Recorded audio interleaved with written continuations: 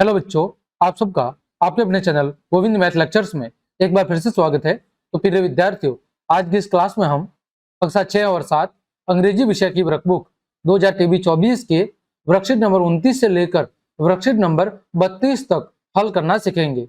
बच्चों, worksheet number 29 में हम क्या सीखेंगे बच्चों? तो वर्कशीट नंबर 29 में हमें एक चित्र दिया गया है और इस चित्र पर आधारित हमें क्या करना है? वाक्यों का निर्माण करना है। यानी चित्र के अंदर हमें जो अलग अलग चीजें दिख रही है, इन चीजों पर क्या करना है? वाक्य का निर्माण करना है। देखो बच्चों, पहला प्रश्न है, look at the given picture. इस दिए गए चित्र को देखिए। Writes as many words as possible. जितने संभव वर्ड्स हो सकते हैं शब्द उतने लिखिए। And then make sentences. और फिर उन शब्द पर आधारित क्या बनाइए बच्चों? वाक्य बनाइए। तो देखो बच्चों, इस चित्र में क्या दिख रहा है आपको? एक लक्ष्मणगढ़ बस स्टैंड दिख रहा है। यहाँ पर क्रो दिख रहे हैं, यहाँ पर पेड़ दिख रहे हैं, यहाँ पर बच्चों घर दिख रहे हैं, ठीक है। यहाँ पर गाय दिख रही है, यहाँ पर डॉग दिख रहा है, यहाँ पर महिलाएं बातें कर रही है, यहाँ पर एक फल वाला फल बेच रहा है, यहाँ पर एक बस खड़ी है। ये सारी चीजें बच्चों क्या हो रही है? दिखाई दे रही है। देखो बच्चों, हम कुछ शब्द लिखते हैं और फिर उस पर आधारित वाक्य लिखते हैं। सबसे पहले हमने लिखा है बस। बच्चों, the bus is going to Jaipur. बस कहां पर जा रही है बच्चों? जयपुर जा रही है, ठीक है। फिर बच्चों हम सेंटेंस लिखते हैं बस स्टैंड पर। इस पर लिखते हैं बस स्टैंड पर। तो यहाँ पर बच्चों कौन सा बस स्टैंड है? तो यहाँ पर बच्चों लक्ष्मणगढ़ बस स्टैंड है। तो हम कहेंगे बच्चों this is a Laxmangarh bus stand. This is a Laxmangarh bus stand. कौन सा बस स्टैंड है बच्चों? लक्ष्मणगढ़ बस स्टैंड है, ठीक है। आगे बच्चों हम लिखते हैं ड्राइवर पे। इस पर कथन लिख रहे हैं वाक्य ड्राइवर पे। बच्चों ड्राइवर पे देखो हम क्या लिखेंगे बच्चों? The driver is driving the bus. Driver क्या काम करता है? ड्राइवर बस को ड्राइव करने का काम यानी चलाने का काम करता है। तो the driver is driving the bus, ठीक है बच्चों। ड्राइवर बस को ड्राइव करने का काम करता है। आगे बच्चों अगला सेंटेंस हम लिख रहे हैं, वो लिख रहे हैं वुमेन पर, औरतों पर। बच्चों महिला क्या कर रही है? महिला आपस में बातें कर रही है। तो हम कहेंगे वुमेन आर टॉकिंग। महिला क्या कर रही है? महिलाएं बातें कर रही है। तो women are talking to each other. एक दूसरे से क्या कर रही है? बातें कर रही है। Women are talking to each other. अगला बच्चों हम लिख रहे हैं, वो लिख रहे हैं गाय पर। आपको एक गाय भी दिख रही है। तो बच्चों हम कहेंगे काउ ईटिंग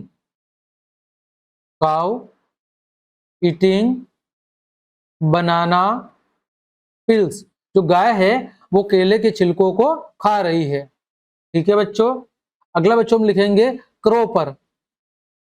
जो आपको कुआ दिख रहा है उसके ऊपर। तो बच्चों हम लिखेंगे crow is sitting on the bus stand. Crow is sitting on the bus stand, ठीक है बच्चों। अगला बच्चों हम लिख रहे हैं, वो लिख रहे हैं फ्रूट सेलर पर। जो फल विक्रेता है उस पर, फ्रूट सेलर। तो देखो बच्चों फ्रूट सेलर के बारे में क्या लिखेंगे? The fruit seller is selling fruits. The fruit seller is selling fruits, ठीक है। और किस पर लिख सकते हैं बच्चों? और हम लिख सकते हैं चिल्ड्रन पर, बच्चों पर। तो बच्चों हम लिखेंगे children are going with their mother. Children अपनी मां के साथ जा रहे हैं। तो चिल्ड्रन आर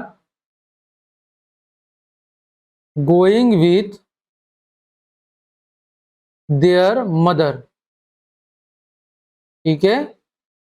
वे अपनी माताजी के साथ जा रहे हैं। तो इस तरह बच्चों हम अलग अलग वाक्य लिख सकते हैं। आगे बढ़ते हैं बच्चों, आगे बात कर रहे हैं वर्कशीट नंबर 30 की। यहाँ पर बच्चों में क्या करना है? इस दिए गए पैसेज यानी स्टोरी को अच्छे से पढ़ना है।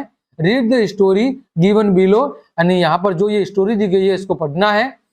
Discuss the possible dialogues with your friend in pair. अपने मित्रों के साथ एक जोड़े में जितने भी संभव वार्तालाप से, जो डायलॉग्स है, उनको क्या करना है, आपको डिस्कस करना है एंड आंसर द क्वेश्चंस, और फिर बच्चों प्रश्नों के उत्तर देने हैं। यानी आपको अपने मित्र के साथ मिलकर इस स्टोरी को अच्छे से क्या करना है, पढ़ना है, डिस्कस करना है और उसके बाद इस पर आधारित प्रश्नों के जवाब देने हैं।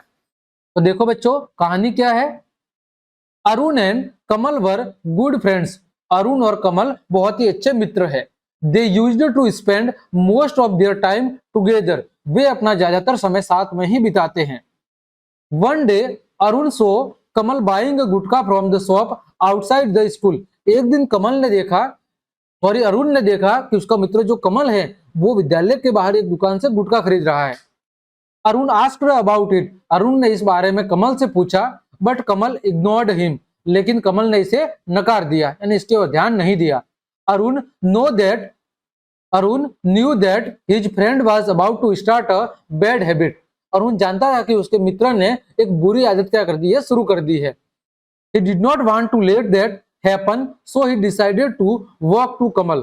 ठीक है, वह नहीं चाहता था कि इसमें और ज्यादा देरी हो, इसलिए उसने कमल से बात करने का निश्चय किया।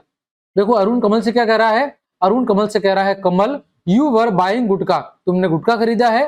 It is not good for your health, ये तुम्हारे स्वास्थ्य के लिए अच्छा नहीं है। कमल कह रहा है, but I eat only a small amount of it, लेकिन मैंने केवल इसका एक छोटा सा भाग ही खाया है। ठीक है, देन अरुण एक्सप्लेन, तब अरुण विस्तार से समझाता है कि how it can affect his health, कि किस तरह ये तुम्हारे स्वास्थ्य को प्रभावित कर सकता है। अब देखो बच्चों प्रश्न क्या है, व्हाट वाज कमल बाइंग, कमल ने क्या खरीदा है। तो बच्चों हम कहेंगे कमल buying gutkha. Kamal bought a गुटखा, कमल ने क्या खरीदा है, कमल ने एक गुटखा खरीदा है। ठीक है, अगला, what do you think Arun would have said about eating gutkha. आप क्या सोचते हैं, ठीक है, कि अरुण ने कमल को गुटखा खाने के बारे में क्या कहा होगा। Use words given in the box, इस बॉक्स के अंदर जो शब्द दिए गए हैं उनका उपयोग आप कर सकते हैं। जैसे डेंजरस का मतलब क्या होता है, डेंजरस का मतलब होता है हानिकारक या खतरनाक। फिर बच्चों कैंसर्स का मतलब क्या होता है, कैंसर। बैड का मतलब क्या होता है, बुरा। अनहेल्थी का मतलब क्या होता है, अनहेल्थी का मतलब होता है बीमार या अस्वस्थ। और प्रॉमिस का मतलब क्या होता है, वादा। ठीक है, अब देखो बच्चों अरुण क्या कह रहा होगा कमल से, तो अरुण कह रहा है कमल से कि हम कह सकते हैं कि अरुण सेड, अरुण ने कहा होगा कमल से, अरुण सेड कि, कमल से कह रहा होगा अरुण सेड कि eating gutkha, eating gutkha is a bad habit. ठीक है, गुटखा खाना क्या है, गुटखा खाना एक बुरी आदत है। ठीक है, दूसरा उसने कहा होगा कि ईटिंग गुटखा, ईटिंग गुटखा मेक अस अनहेल्थी, हमें कैसा बना सकता है, हमें अनहेल्थी यानी बीमार कर सकता है। ठीक है, तीसरा हम क्या लिख सकते हैं बच्चों, कि जो गुटखा है वो हमारे स्वास्थ्य के लिए बहुत ज्यादा हानिकारक है। ठीक है, तो हम कह सकते हैं कि gutkha is very dangerous for our health and it causes, it causes cancer, यानी ये हमारे स्वास्थ्य के लिए बहुत ज्यादा हानिकारक है और ये कैंसर का कारण बन सकता है। ठीक है बच्चों, आगे हम लिख सकते हैं कि ये लिख दिया हमने कि गुटखा हमारे लिए बहुत ही ज्यादा हानिकारक है और इससे कैंसर हो सकता है। आगे बच्चों जो अरुण है वो कमल से कह सकता है कि प्लीज प्रॉमिस मी, लिख सकते हैं कमल, क्या लिख सकते हैं, कमल प्लीज प्रॉमिस मी। ठीक है, please promise me you never, ठीक है, you will never eat gutkha, कि तुम मुझसे प्रॉमिस करो कि तुम भविष्य में कभी भी गुटखा नहीं खाओगे। तो कमल से कह सकता है अरुण की Kamal please promise me you will never eat gutkha, कि तुम कभी भी भविष्य में गुटखा नहीं खाओगे। ठीक है बच्चों, आगे बढ़ते हैं, आगे बात करते हैं वर्कशीट नंबर 31 की। यहाँ पर बच्चों हमें क्या करना है, कुछ थीम्स यानी अलग अलग शब्द दिए गए हैं और उनसे संबंधित, इन थीम से संबंधित जो संबंधित शब्द है उनको हमें इन बॉक्स के अंदर लिखना है।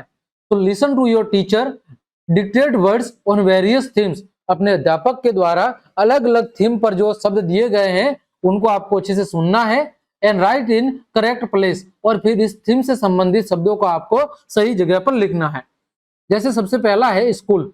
बच्चों स्कूल से संबंधित शब्द क्या हो सकते हैं, बुक्स, बुक्स हो सकती है, ठीक है, पेन हो सकती है, क्लास हो सकती है, टीचर हो सकता है, और क्या हो सकता है, इसके अलावा बच्चों आपका ब्लैक बोर्ड हो सकता है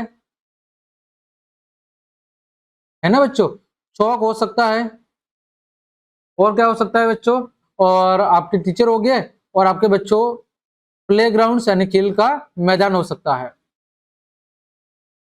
फिर बच्चों बात करें गेम की, गेम से रिलेटेड क्या हो सकता है, क्रिकेट हो सकता है, बॉल हो सकता है, बैट हो सकता है, खेल खो खो हो सकता है, खेल बच्चों कबड्डी हो सकता है।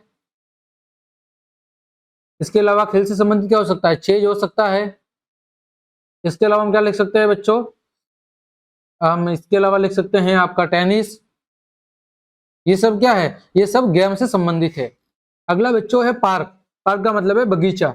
बच्चों बगीचे में क्या होते हैं, पेड़ होते हैं, फ्लावर्स होते हैं, फूल होते हैं, पौधे होते हैं, बगीचे में घास होती है, ठीक है। बगीचे में क्या होता है, प्ले ग्राउंड हो सकता है, प्ले ग्राउंड हो सकता है। इसके अलावा बच्चों बगीचे में क्या हो सकता है, इसके अलावा बगीचे में बच्चों हम क्या कर सकते हैं, योग कर सकते हैं। बगीचे में बच्चों हम क्या कर सकते हैं, जॉगिंग कर सकते हैं। तो ये किससे संबंधित है, ये सब बगीचे से संबंधित है। अगला है बच्चों फेस्टिवल यानी त्योहार। तो बच्चों त्योहार से संबंधित हम क्या लिख सकते हैं, त्योहारों के नाम लिख सकते हैं। जैसे दिवाली हो सकता है, होली हो सकता है, ईद हो सकता है, रक्षाबंधन हो सकता है, और क्या हो सकता है, जन्माष्टमी हो सकता है, ठीक है, जन्माष्टमी ये हो सकता है। इसके अलावा बच्चों और क्या हो सकता है, और बच्चों हम कहें तो और त्योहार से संबंधित क्या हो सकता है, फायर क्रैकर्स हो सकते हैं, पटाखे, ये भी त्योहार से संबंधित है, ठीक है। Fire crackers KERS, fire crackers हो सकता है। फिर बच्चों और त्योहार से संबंधित क्या हो सकता है, त्योहार से संबंधित मिठाई हो सकती है, ये त्योहारों से संबंधित है मिठाई। ये सारे किससे संबंधित है, त्योहारों से संबंधित है। अगला है बच्चों हमारा होम, घर। घर से संबंधित क्या हो सकता है, आपका रूम हो सकता है, आपका दरवाजा हो सकता है, आपका किचन हो सकता है, आपका बाथरूम हो सकता है, आपका हॉल हो सकता है, और आपका क्या हो सकता है, और बच्चों आपका बेडरूम हो सकता है।